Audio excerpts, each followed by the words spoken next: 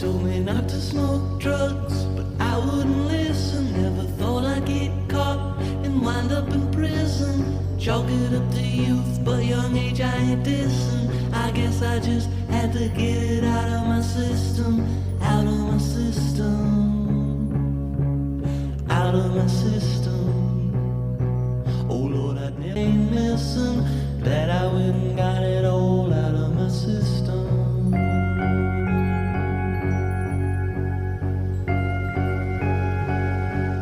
All right, welcome to Uncarcerated. We are not live. This show is pre-recorded, but we are fully staffed. For the first time, we've got myself, Leigh Scott, Kevin Scott, Kelly Lynch, and Julius Irvin.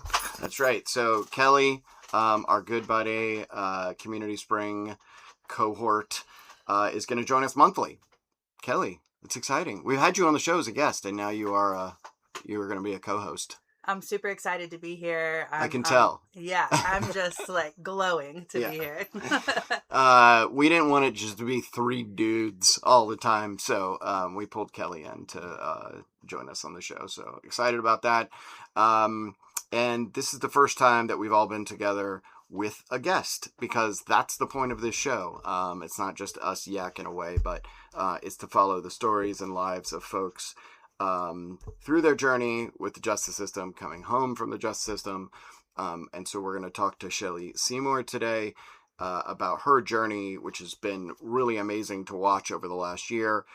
Anybody have anything before we jump into the interview? Anything pressing, anything coming up that you're excited about? Julius, I know you've got, you and I are going to Atlanta soon. You just came back from Atlanta. You basically live in Atlanta now. Can you talk about your trip to Atlanta, what that was all about? Okay, so my trip to Atlanta was fire, dog. I mean, I was around a lot of justice impact leaders. It was super cool to see like what I'm doing here locally in comparison to the greater like national work. And you know, sometimes it's like I can have blinders on and just get stuck in a rut being here in Gainesville because I think I have such a forward way of thinking, right? And some people only think locally. So to have my thinking and what we're all doing put inside the larger context was super fire. It was super good to be around people who aren't so sensitive. You know what I'm saying? I could just be myself. And just seeing Atlanta for the first time. I had always heard about Atlanta, you know, heard what a mecca it is for black people. Just to see so many black people coexisting with each other in the most peaceful way. And like all different types of black people, you know, different styles of culture represented by their clothing, by their just expression. It was just cool, bro. Yeah, awesome. Yeah, Awesome. And we get to go back in a couple weeks for impact training for Represent Justice. So for those of you who don't know, Julius and I are 2026 Represent Justice Fellows. So we both just got done making our own documentaries, which will be out in July. Kelly, can you let the show know what you do? And I just saw you speak at the Reentry Conference. Any news and notes from our local 10th anniversary Reentry Conference? Reentry Conference was great. Yeah, so since last time I was on the show, my fellowship at Community Spring ended. I went and worked at River Phoenix Center for Peace for a while, worked at Released Reentry for a while. I joined the Dream Justice cohort and trained nationally in criminal justice reform, advocacy, and policy advocacy. Can the show take credit for all of this? Because it seems like you were on the show and then all these things happened. Absolutely. 100%. 100%.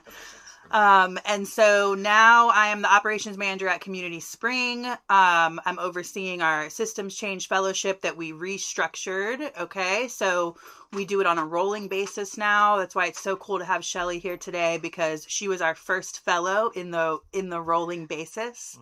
And I won't give away too much of what she did, but she worked on some really cool stuff. And so I'm really happy to be here, really happy to be at Community Spring. It's my dream was to always come back there and work there. And somehow I convinced them to hire me and do that. You got the job I always wanted. You got the job. You never stopped fucking talking about it. That's how you got the job. I think so, yeah. Which it totally worked. I mean, you use the Kevin Scott method, which is just go somewhere and don't leave. That's it. Yeah. It's not worth the hassle of trying to get rid of somebody. Just latch on like a leech. That's great. Kevin, you got any updates from your life, from Just Income, any travel coming up? Yeah. Well, yep. I'm going to a wedding today. Fantastic. Yeah, and great. moving Anyway, on. later today, going to a wedding of a guy that I was in prison with. He's been home for a while. He's getting married today. I'm going to go see him, which is awesome. I'm going to Austin, Texas to GI Now conference, Guaranteed Income Now, which is people around the country working on guaranteed income work, which is cool. We are definitely a noteworthy program in the national landscape of guaranteed income because we target folks who've come out of incarceration. In the last couple of weeks, Prison Policy Initiative posted a briefing and called for national replication of our work here, which is really like an incredible validating endorsement. Basically said like the work happening in Gainesville should be how the rest of the country is doing business, which is pretty rad. And it came from people like people in this room, people who've been through some shit, which I think is why it's become so impactful, and it's why it's making such a big difference. And then this past week, I was on iHeartRadio on a show again, talking about our work. So hopefully reaching more ears, more people paying attention to what's happening here in Gainesville. And now we're going to hear from this piece of shit. For those of you who don't know, Kevin is the director of Just Income over at Community Spring, where they have given out $1 million to over 150 people coming out of incarceration, which is was like a social experiment that went right. Every piece of it went right, and it was amazing. And when you look at the numbers for just basic reentry and case management, it pales in comparison to just giving people money. And I think the undercurrent for all the work we do, I work with families that are experiencing homelessness, whether we work in reentry spaces, the undercurrent for everything, homelessness, mental health, substance use, all of it's economic insecurity. So the more we can advance economic justice policies, the better. I do want to ask, though, at this GI conference you're going to in Austin, how many gastrointestinal doctors show up at the wrong conference, do you think? Not enough. Okay. Not enough. Yeah. All right, cool. I'm so glad that I've got all my best friends on this show. Super excited about the next steps for this show. You can find Uncarcerated on our website, uncarcerated.org. And of course, not only on our website, all the shows are posted on uncarcerated.org, but you can find us on Apple, Spotify, wherever podcasts are found. The show's just going to keep getting bigger and better. Julius and I are going to interview our fellow Represent Justice ambassadors in Atlanta coming up in May. So we'll have like a whole series of really cool people that are doing awesome work. Super excited about that. Sick. Although I did want to take a road trip with you and you declined. I'm driving to Atlanta and Julius was like, I don't want to be in the car with you for 6 hours. So Yeah. Pass. all right, so time to get to our guest. Our guest today, Shelley. I met Shelley like a year and a half ago, and to see where she was, not just like where she was to where she is now, but just like your whole demeanor has changed. The fact that you're less frazzled and stressed and so many pieces of your life have come back together. I'm really excited to hear your journey, how you got into this, how you are climbing out of it, what that looked like, who was responsible for helping, like how you did it, you know. So tell our tens of listeners about yourself. Okay, hello, I'm Shelly Seymour. Well, I'm just as impacted for sure. I was released from prison in 2024. Thought I was doing great. Ended up 7 months later going back to jail. So, it was that point of where you just wanted to just give up because you thought, well, fuck, damn, can I do anything right? So once I got myself out of that, I found myself homeless for the first time in my life at the age of 36. And I went to Grace, which I was new to Gainesville altogether. So I knew nothing about Gainesville. So I went to Grace thinking it was going to be this place that was going to help you get on your feet, this and that. It was a total fucking opposite. It was brutal.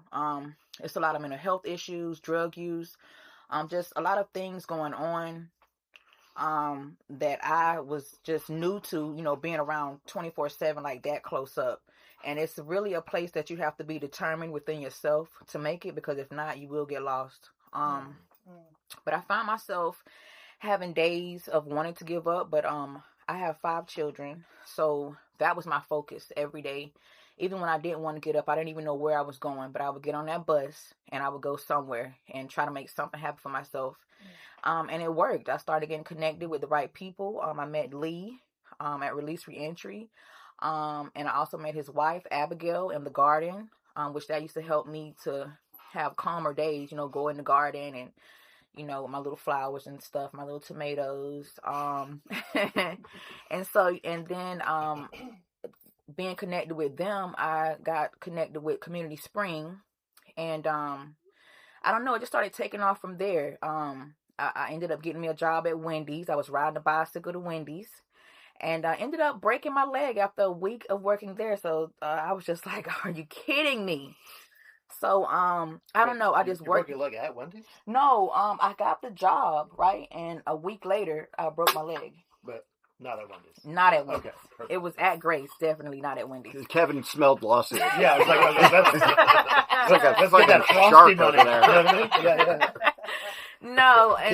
Can you talk a little bit about, and feel free y'all to interject with questions at any point, but I wanted to pause and just talk about how many things, when you come home from incarceration and you end up at a shelter or a transitional living house or a sober living house, talk about how many things have to go right. It seems like between food insecurity, finding employment, transportation, all the different things that can happen, interacting with other folks that are in distress and vulnerable. Talk about all the things that have to go perfectly, because if one thing goes wrong, it all unravels. Well, and in my opinion, everything has to just be on point, because if one thing is not on point, everything else, like you say, falls apart. But I think it starts with the mental, with your mind. You have to be in a headspace to where, like, oh, I know where I'm at, but I know where I want to be. I don't know how I'm going to get there, but I'm going to fucking do it. So I'm not going to say every day was bad, but every day definitely wasn't the best, but I made the best of it and just made that shit happen. I can't even tell you how I did it. I'm going to be honest with you, because sometimes I'm still like, how did I do that? Because last March, I had nothing. I didn't even have, the only thing I had was food stamps. And to come from that to now having my own place, my own car, I'm working, I have all 5 of my children back with me. It's just a blessing, man. And like the universe just really like opened up and just fucking helped me. When, for folks who like maybe don't know, you left prison. When you walked out, what did you leave prison with? Like, what did you have? Like, what have they given you, or what did you have? Oh, I had a card with $50. I went back to the person that helped me to go to prison. Went back to him and my children, thinking in my head that it was gonna work, but it was already over. I just didn't know it yet. And I don't know. It started out good, and then it went back to how it was, and it was just like I don't know. It was just worse than before. So you left an abusive situation, prison, and immediately got back into like a codependent, toxic, abusive situation. Yes. How did you extract yourself from that? Well, to be honest with you, so I'm not really a drug user, but I always, smoke weed or whatever. But I guess you can say that I just leaned in heavy on the drugs, which is also not good. And I even started drinking a little bit. And I don't even drink, and so just to cope with, I'm just getting out. I don't have anything. He's stressing me out. I'm still trying to get acclimated with everything around me again, being back home to my children, being a mother, trying to stay calm and not get aggravated. It was really rough. There was days I had to just walk outside the house and just like scream, because we were in the country, because I just couldn't take it, and so I found myself doing drugs, which was not cool now that I think about it. Yeah, but I mean, you were trying to escape mentally somehow. Yeah, because I had to, because I just didn't see a way out, man. It was just like, first of all, I felt like, well, I'm never going to be anything. Like, I mean, just, I feel like I can't do anything right. I had all these, I did all these things in prison, which, let me talk about that, which was a very bad space, very negative. Prison's negative. Yes. Yeah, I found it Yes. to be too. Yeah. Yes. Did not find it cool. At all. And I have claustrophobia, like, really bad. So it was really bad for me because I was locked in a cell. So I rarely slept. I was constantly in the doctor's office, because I just couldn't sleep. I just couldn't live, man. It was like I was crying myself to sleep every night. It was hard, but it was some people that actually cared. It was an officer, I'll never forget. He would leave the door cracked for me. He was like, you can leave it cracked until the next shift come off, and then you're gonna have to close it. Just so I can get some rest, because I couldn't stand being behind the locked doors. It killed me. So then when they told me I was going to work, not work release, but a type of work release, the work camp, I was like, yes. I didn't even know that I was eligible, but I went, and it was like I could breathe a little bit. I actually started sleeping, and because it was an open bay. And so, it got a little better, and I did all these programs to help better myself. And I got out to use those things that I learned, and none of it was put in effect. Yeah. Kelly, I'm interested in your perspective here as a woman coming out of incarceration. For women, it's so easy to get back into the toxic mess that you left in the first place. And I think that's something that women face that men don't face as much. I mean, I think we do too. We get back into toxic messes for sure. But I think you all are much more vulnerable to predatory experiences like that. Can you talk about, like, when you hear her talk about that, what does that bring up for you? Yeah, so for me, for sure, fully agree with everything you just said. For me, getting out, it was drugs. Going in, it was drugs. The reason why I went in was drugs. So when I got out, I knew very clearly I needed to, at the very least, avoid drugs, or else I'm going back in. If it's a week later, if it's a year down the line when I'm full on addicted again and driving with drugs on me or something, I know one behavior I can do to for sure go back to jail, and it's that. And so, like, I was really motivated to stay clean, and this last time I was in and came out, I was in a situation where I didn't have. I've been in Shelley's situation before and gone back to relationships that were toxic and not good. I think maybe, I don't know if this is the right wording, but fortunately for me, when I got out in 2022, I didn't have a relationship like that to return to. And so, but I knew the environment and the people, places, and things that would for sure put me back in. And so, somehow I stayed motivated to do that. But that brings me to a question I wanted to ask you, Shelley, because, like, some of us here saw that you were at Grace, and then you were at Community Spring, and then you were living in, like, a shelter situation. Because now you have all these things that you named, and, like, in your hardest and darkest times, where were you finding that hope and drive? Because every time something was in front of you that you needed, and by the way, I'm just talking about the normal things we all need, like a roof, a car, a job. Those things are so hard to get. But I watched you crush it over and over again. And when you have, like, nothing and you're on the yard at Grace, where were you finding that hope and that motivation to push forward and accomplish the things you needed to accomplish? Because it's so admirable. I need to know where it's from. Okay, well, I can only say that, man, the blood of my ancestors runs so deep within me. It was a strength that I did not know where it came from, but that's where it came from. My ancestors empowered me, and the love for my children kept me going. That's the only thing that I could say that helped me. Yeah, and the universe just opened up to me, man. Yeah. Hey, I just want to say something, right? So, I met Shelley, like, kind of at the beginning of her story, like, when she first came out of prison, and I had no idea that she was going through all that she was going through. So I think that one of the things that remained the same in you, it's just outside looking in, was, like, this inner desire for love and just peace. You see what I'm saying? And I think that's something that has to stay the same, or has to not change when you come home from prison, or when you're going through these kind of situations. It's like your thinking, your thoughts, because a lot of the times for me, it's like the the same environment that I experienced in prison was the same environment I was living in kind of like before I went to prison. You know, being around the same environment at Grace was the same environment in my neighborhood. It was a lot of people using drugs, a lot of hopelessness, a lot of negative stuff. And coming from a neighborhood like that, it doesn't really promote mental health. It doesn't promote like chasing your dreams. It's kind of like a dream killer in neighborhoods like that, because talking to your neighbor about what you're going through, all I ever heard was, shit, me too. I'm going through the same thing. You'll be all right. while feeling like I'm not all right at all.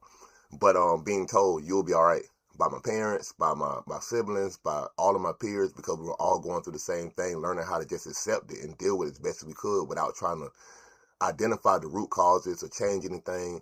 And I think that a lot of these systems like prison, like Grace, they deal with the symptoms of a greater problem and punish the symptom while never addressing the like deeper internal thing that causes these thoughts and patterns and behaviors in people or whatever. And you just gotta stay strong, man. For everything good in my life that people like give me credit for, say that's great, call me an overcomer, there was always something extremely negative happening that caused me to like have to disconnect from my feelings and attach to like a greater reality, because sometimes the truth would be one thing, but the feelings of the matter make you feel the opposite. The truth is I have to keep going. The truth is I can make it if I just don't stop. And feelings will say, man, fuck this. I need to stop right now, man. I can't take it no more. And sometimes it's like you can know the truth of a situation, but your emotional state is so opposite of that truth because you haven't lived it yet. You're just pushing toward it. And the emotional state to have you like feeling like while you're doing the thing, you're actually doing the thing that's going to pull you out. But the emotions of what you've been going through and where you're at have had you feeling like just terrible while actually doing the thing until you get the thing. So, I think one of the greatest things that I saw inside of you from the first time I met you at Community Spring doing a storytelling workshop to seeing you at Grace and recognizing, dang, she's homeless. No matter where I saw you at, you had a positive light, a smile. I literally saw you at Grace in front of the CSC. Like, is that Shelley? And when I approached you and talked with you, I saw the same Shelley that I saw at the storytelling workshop, the same Shelley I see now. So I think that you've always been like this great person. Just the outside circumstance hadn't matched your inner light and who you actually know that you are. And that can be confusing. Like, I know I'm somebody. I know I'm worth it. But nothing around me is suggestive of this truth, and I have to just push toward it regardless of the fact that I don't see it. Nobody's telling me it's possible. So that's something that I have and that I see in you as well. I just want to say that. Yeah, I think Julius speaks to something that I think all of us in different ways can relate to, which is in our traumatic times, we had no evidence in our life that it was going to get better or that we deserved for it to get better. You know, I only had evidence that relationships ended in death, loving something ended in heartache, things were going to get stolen away from me, I was always going to be in poverty. I had to pretend that it was going to get better. You know, I had no evidence to be grateful for anything. I started doing a gratitude list in prison, just writing 3 things down a day that I was grateful for. But I didn't really have evidence of anything that I was grateful for, right? I was surrounded by negativity. And in all these systems where we've piled poverty on top of poverty, whether it's a shelter or a neighborhood or a jail or a prison, you are piling hopelessness all in one place. And so you almost have to like pretend that it's going to get better or that I deserve better. You know, can you speak to that, Shelley, that idea that like, you know, you're almost pretending to be hopeful or grateful for something and then you manifest it, you know? I mean, that's what we call manifesting, but can you talk about where that comes from? Yeah, well, first, I'm a writer too, not just a mother. I'm a poet, and I remember just writing where I wanted to be, what I wanted to be in my poetry. I could see myself, you know, different places. I would write that in my poetry, but I read this book, and I can't remember what the name of this book is, but it was about this man. He went to prison, but he made this plan. Like he it's called a game plan, the game plan. And he would write down things that he wanted to do and wanted to accomplish, like in a list, you know, from, you know, least to greatest, I could say. And that's what I did for myself. I actually made this list, and I still have it, of what I wanted to do, even though I was at Grace and I didn't see myself doing anything past Grace. I just really thought I was at the bottom. Like, how am I going to dig myself up out of this? But I just had this, I don't know, I just knew where I wanted to be. I just never forgot where I wanted to be, even though where I was at and I couldn't see it. I would go by my game plan, be like, this is what I want to have. This is where I want to be. And I can actually say right now, I've got a couple of things checked off. And it's just awesome to have this, I don't know, like this yearning to be somewhere and you don't even know how you're going to get there and actually accomplish it. I mean, earlier you were like, I don't even know where I'm going, but I know I'm going somewhere. Yeah. Like I'm just going to get up and go, put myself into the world. Yeah. So I think that like we heard, I mean, I don't want to kiss your ass anymore. Thank you. But we did this thing the other day. We all went around the table and said how much Shelley means to us and all this horse shit. But the common theme was like, I don't know, like I just liked her immediately. Like there was just something about like a radiance, like a magnetism in Shelley that was like easily identifiable. It seems like you just like, I don't know, you got some shit. That pizzazz. You got that pizzazz, that zhuzh. But so like, Are we going to start using the word pizzazz again? Yeah, I'm hell so yeah. excited about this. No? Come on, man. Hell Please, no. hashtag pizzazz. No.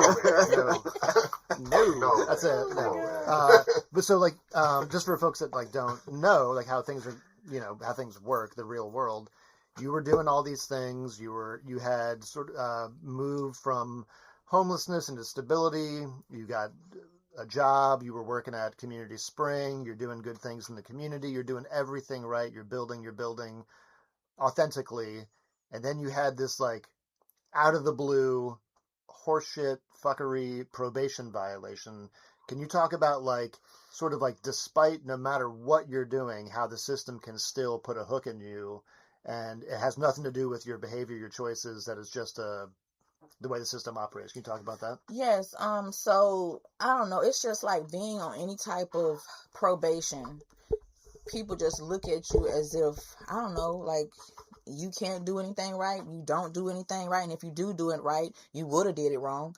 So it's just like, even though I did all these things, I completed all that I was supposed to complete beforehand, like before time, may I add you, like within the first 2 months, I was like done with everything that I had to do with my probation.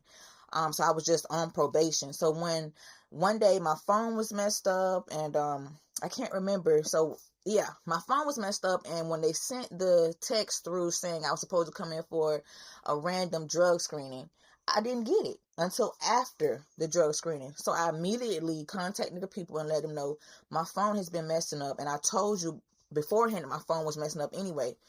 She told me it was nothing that she could do. Even though I had completed everything, never violated, never had a positive drug test. I was working. I had paid everything off, did everything.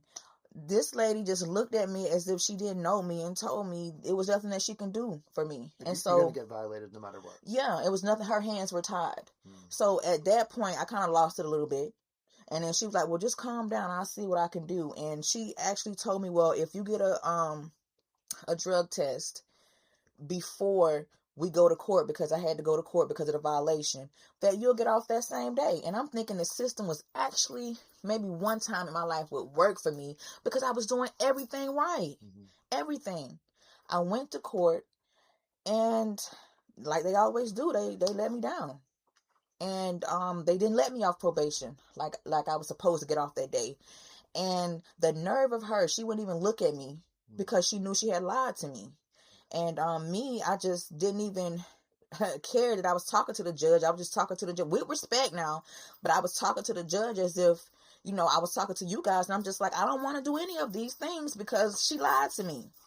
I'm doing everything right. Why shouldn't I get off? But that just goes to show you that the system is just put in place, I don't know, to do what they feel like is right because they don't necessarily do what is right.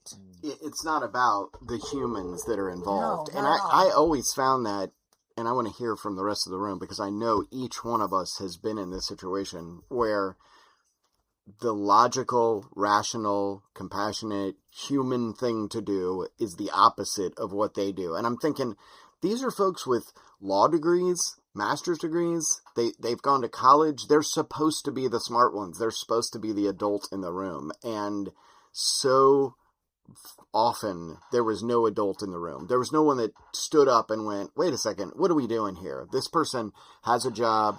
They've got their kids. They're giving back to the community. They've done everything you'd want someone coming out of incarceration to do. And because of this technical thing that we're dealing with, I want to remind you, not even a failed drug screen, but a failed returned phone call. We're going to unravel all that. Can you all talk about your experience with just wanting someone reasonable to stand up and go, what the fuck are we doing here? Real quick before let me just tell you, Julius a ready. lot of us were there in the courtroom that day that Shelley was there, and when she got summoned up to the podium, I've never seen anyone operate in the way that Shelley operated in court. Like, told the judge, I don't want that. Like, you don't hear anyone say, like, I don't want that. And then, like, she put her hand on her hip, and, like, you just knew, like, oh, she's about to fucking, like, snap on somebody up in here. It was really amazing display. But she really advocated for herself, and at least the judge saw that on some level. It takes a lot of courage. For real. Yeah, I mean, most people, you just sort of, I don't know, you bow down, you crumble, and you did not. Oh, crumble. I fold immediately. Yeah. Not in the slightest. I am so fucking scared up there. Whenever we left Shelley's court date, I went up to her and I was like, you're not scared up there. That's crazy. And she was like, I'm not. And I'm like, oh my God, I can't even get my words right behind a podium in front of a judge. Like, I'm like, please let me off probation. Please, I've done everything. Like, I can't. Shelley's like, I don't want to do that. This isn't fair. I'm just like, oh my God, she is fearless up there. I am like not fearless up there. Really quick on Leigh's question about like the things that happen that someone should understand. I had, when I got out of jail in 2022, I had 30 days to get a mental health evaluation with Meridian. And when I called Meridian, which is our local behavioral health place that does that, they had appointments that were like, I called them within a week of being out, said I've got 30 days. Their closest appointment for me was on like day 28. And so I was like, cool, it's a close call, but we're going to do it. And I'm borrowing like a family member's car that's shitty as fuck. And it's like, I'm driving down the road to go to the appointment on that 28th day. I have my newborn baby in the back seat and the car starts smoking and shutting off. And so I'm on the side of the road, no AC in the car, by the way. And it's summertime, 2022. And me, my baby, we're broken down. And I'm like, I don't care about anything besides, I should care about a lot, but all I need to do is call my sweaty baby doesn't even matter. No, I'm like, I got to call my PO because I'm not going to make it to this appointment now. And so I think first I called Meridian to be like, my car is broken down. I need to be able to come there ASAP, but it can't be right now. And they're like, our next appointment isn't for 3 more weeks. And I'm like, no, that doesn't work for me because I have 2 days.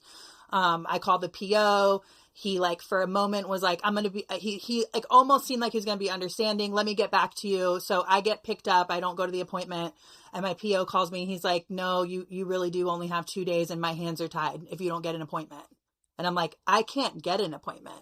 He's like, my hands are tied. I'll violate you. And so I know my car broke down. I had a picture. I was like, I can send you a picture of the car smoking if that like anything. Cause like, I'm assuming maybe I sound like I'm trying to dodge the appointment or I'm not believable and I'm a criminal and I'm shitty. Sure. Really, we just broke down. I'm taking pictures of the smoke of the car. But luckily, randomly, and by the, grace of the universe, I like found this other way that I could get this lady and it would count as a mental health evaluation, at least to my PO. My PO was cool with it. And she understood that I had 2 days and she saw me the next day. It was like a weird loophole that doesn't exist anywhere else, besides Levy County. And, I made it in, but my point is that I almost didn't. And before I was impacted in the drug world, I would be around people that were impacted all the time that had been to jail and prison. And they would tell me things like this. And before I was impacted, I'd be like, you need to tell your PO that your baby's sick. You need to tell your PO that like, it's like, I had the assumption that humans were humans, even in those situations. Little did I know.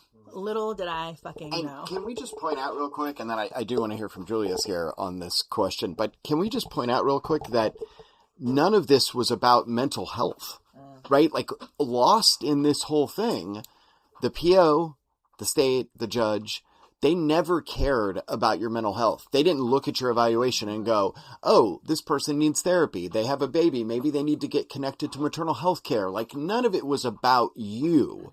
It was about checking a fucking box. That's all it was. That's what's crazy. And then they're going to report that back and go, we got 3,000 people mental health care through the correction services. They use that data to check a box, but it wasn't about Kelly or if she's doing well. If she's got a sweaty baby broken down on the side of the road, which actually would make you have a mental health problem. Exactly. Okay, I want to jump into this real quick. The system really, really sucks, man, because it's like no room for it's like all the good of you doesn't matter inside the court system at all. If you find yourself in front of a judge, nothing good that you do fucking matters. It could be, I mean, you can have the smallest charge and be doing the greatest things out here.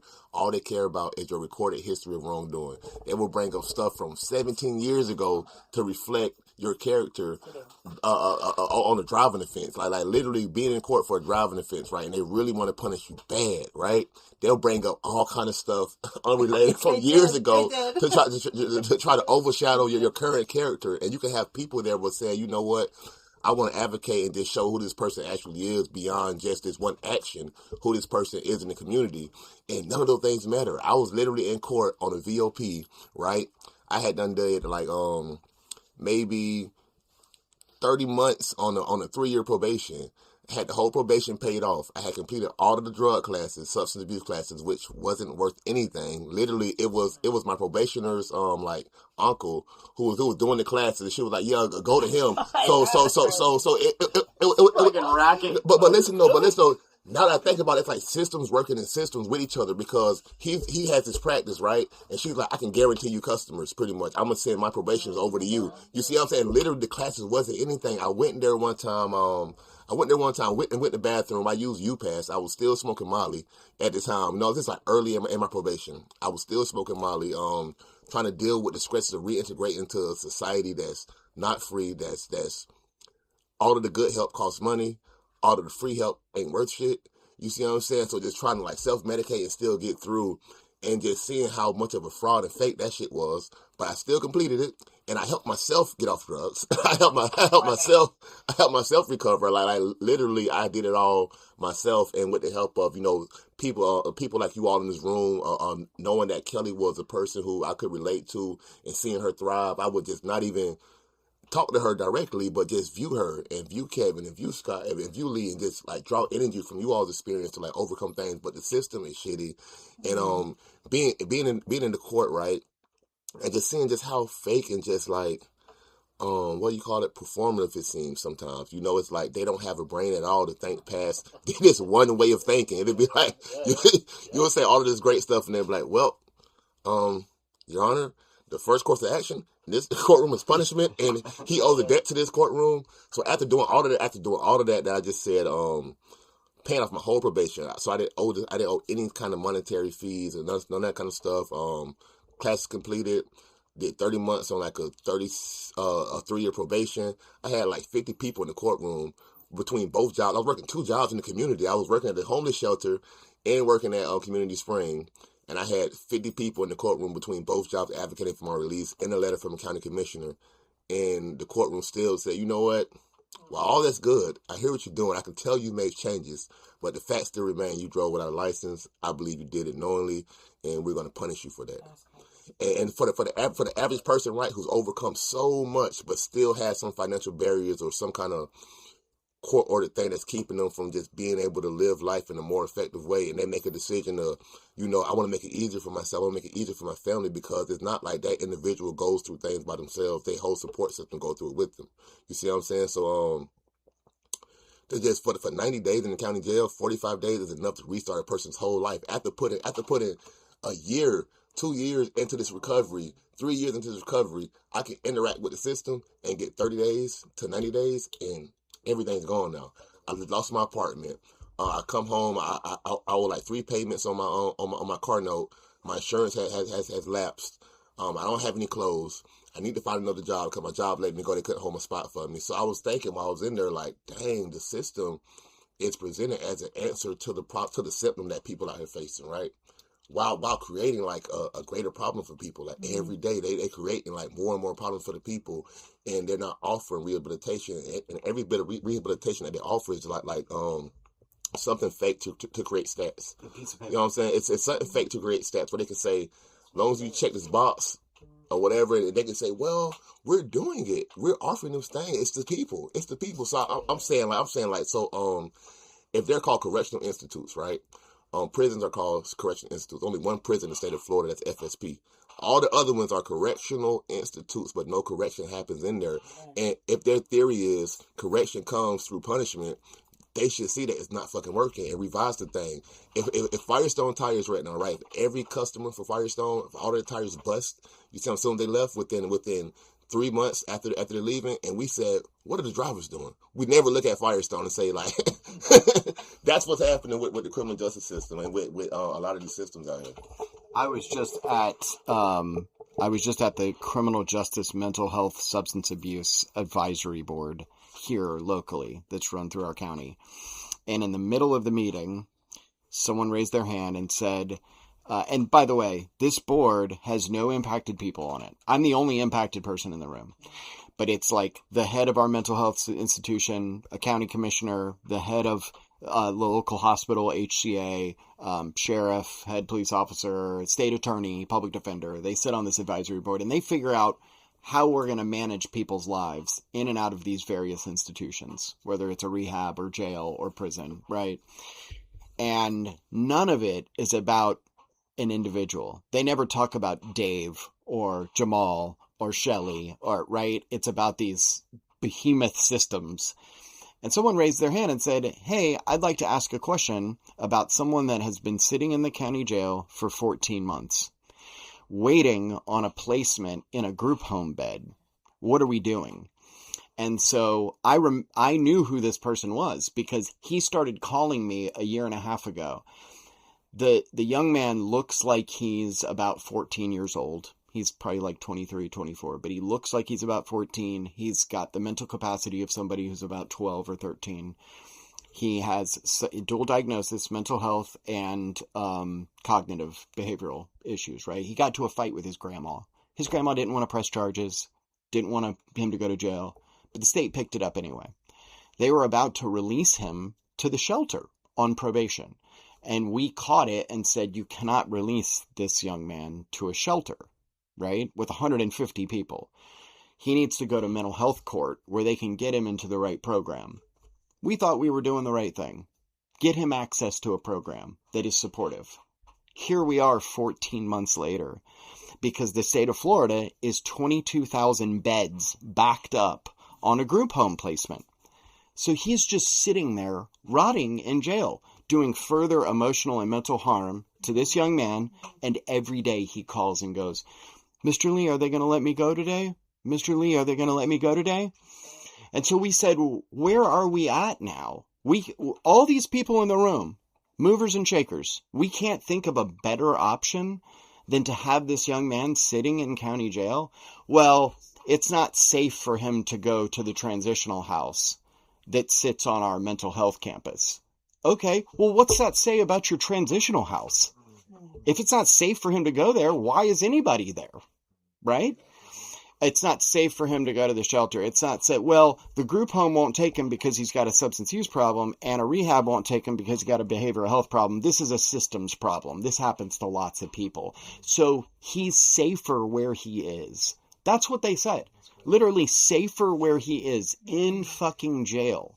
That's the system we're talking about that's supposed to be deciding what good and bad happens with our lives. Can I say something real quick? I was just thinking, humans are weird, bro. Humans are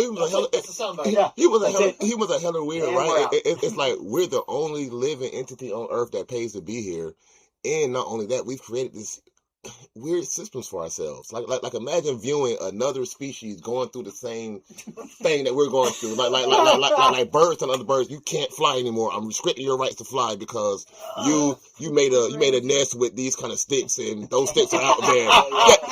That'd be hella weird to see like that whole process played out on another species that mimicking us as humans. And I really want to solve the human condition because why is this like this? It's like birds have no idea about lack, drought, or any of that kind of stuff. They're like, what are you talking about? Worms are out here in mass abundance. It's never not been this way. Dude, you have so much pizzazz, dude. Pizzazz. I always go back to thinking like we really missed the mark. We could be all naked, eating fruit, and doing art. You know, like, come on, listening to music. Laying in the field, like just looking at the Come sky. on, bro. Come on.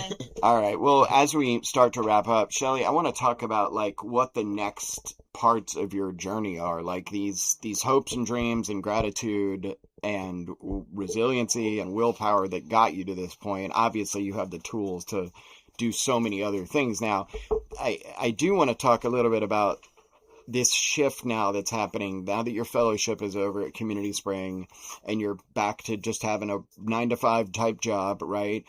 I know for me, that was really hard when I went from like facilitating classes and doing the kind of work I wanted to be doing to like working at a Ruby Tuesdays. That was really hard for me. And I had to like really adjust my expectations, and I had to find my soul food somewhere else, you know. And honestly, I didn't know it was happening to me at the time, and I eventually imploded all over again. And now looking back, I'm like, oh yeah, I wasn't like feeding my soul somewhere else, and I was depressed. I just didn't realize it. So can you talk about like what the next steps are for you are, and how you keep finding yourself? You mentioned I'm a poet, not just a mother. And I think that's like really important that you keep seeing these different parts of yourself. How are you going to keep feeding that? And what are the next steps for you? Just continue to elevate. I just see elevation in my future, not necessarily knowing what that is or how that looks, but I just knew from when I was small that I was destined for greatness. I'm never going to give up on that. And yeah, the transition, it is weird to be back, you know, working a regular job, because coming from Community Spring, which I mean is the best job ever. They don't do shit. Oh, hey, work a fucking day. Oh my God. I loved working at Community Spring because I found also not just, you know, learned policy change and things like that and how to advocate. I found myself again, and I found how to love myself again, rather. And so I'm really gonna miss the whole group of guys and girls over there because they're my family, and I love them. But you know, this is just part of the elevation, and I'm just gonna keep it moving, and whatever fashion that looks like. I got one more thing I want to talk about before we end. Shelley, in her application for the fellowship, mentioned love when we did the thing on her last day, when we were walking around, going around talking about things about her. Julius, you mentioned that she talks about like part of who you are is you want humans to love each other and the world to be love. And I think that's a great way to end. So tell us about this love thing. Well, it's something that I felt like I've never had, you know, authentically. I feel like I've never been authentically loved, by family or anyone in my life. But, since being this new person and being around these new people, my new support group, I feel love. And it kind of encouraged me to just not give up on that, because I know that it's out there. Sometimes it just takes longer for others to find that, and I just wish that the love that I do have inside myself, that I was born with, because I'm a lover by nature, I just hope that the world one day could just be like, you know, on the same thing, you know, just love, because with love a lot more get done, you know. Oh, Shelley. You know, this is unrelated to any of this, but you're talking about correctional institute and like how that term is like used for like prisons. San Quentin, which is like a really famous prison in California, just changed its name to San Quentin Rehabilitation Center. And so there's some sort of like, I don't know, maybe a really slow awakening to like what's really going on and like a need. I mean, this will to be determined on how that actually goes, but that's like actually kind of a big deal. It just happened like in the last like week or two or something. Oh, wow. So that's something's going on. I'm gonna tell you something. It's kind of unrelated to. Sorry about prolonging the time, but if you ever actually been there, Magic of a podcast. We can do whatever the fuck we want. if you ever actually been in prison, it's like a dark market underworld or something. Because I was just in prison, just like soaking things up. You know, I had an idea of what prison was from watching TV shows before I ever actually went, and it was like the worst idea of what prison can be. You remember a show called Oz? Yes. That shit was crazy. You know what I'm saying? So Yes. I can remember watching it as a child and then expecting prison to be something similar. But when I got there, right, I found like role models. I found some like male role models, guys that helped me, that attached to me, recognized I was young and helped me like get in physical shape and gave me kind of material to read. It was a lot of stuff I could get into if I chose to. There was the gang culture, but I was surprised to see that the worst people, the most corrupt people, and the most dangerous people in prison was the officers. I received the most traumatic experiences in prison from officers. You see what I'm saying? Then understanding like the whole working for Pride thing, the Pride industry. At the camp I was at, it was like Pride Forestry, and you couldn't work there unless you had a lot of time or whatever. And the highest amount you can get paid was 55 cents an hour. 55 cents after, and you got to that point after being employed for at least 2 years. You see what I'm saying? And then literally it was like a fucking lumber mill. They're making all of these mulch and 2x4s and all of this stuff, and I thought it was just weird. And I also recognized that prisoners or inmates run the whole system. When you're going through the intake process, they ask you about skills and what are you good at. Literally, when it was some plumbing work needed to be done, I was surprised as fuck to see people with blue uniforms on the fucking machines digging, doing like plumbing. So like the whole system is fueled by the inmates. It's like this weird like reverse slavery shit. It's its own universe, and then everything that's out here is in there. You see what I'm saying? Like every bit of drugs, any kind of illegal contraband. It was like when they did away with cigarettes inside of the prison system.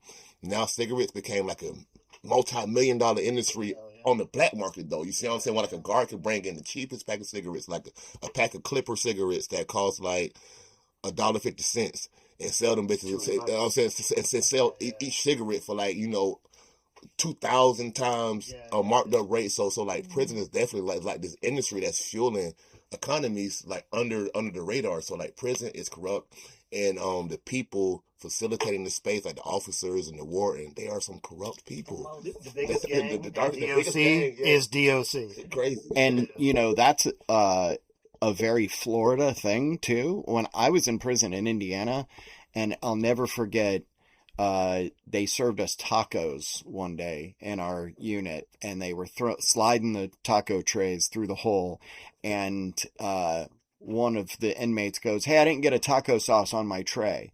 And I froze because I was like, oh, this dude's about to get the fucking shit beat out of him, right? Asking for a taco sauce packet. And the guard came over and was like, oh, my bad, and gave him taco sauce packets. And I was like, oh, shit, y'all haven't been to Florida.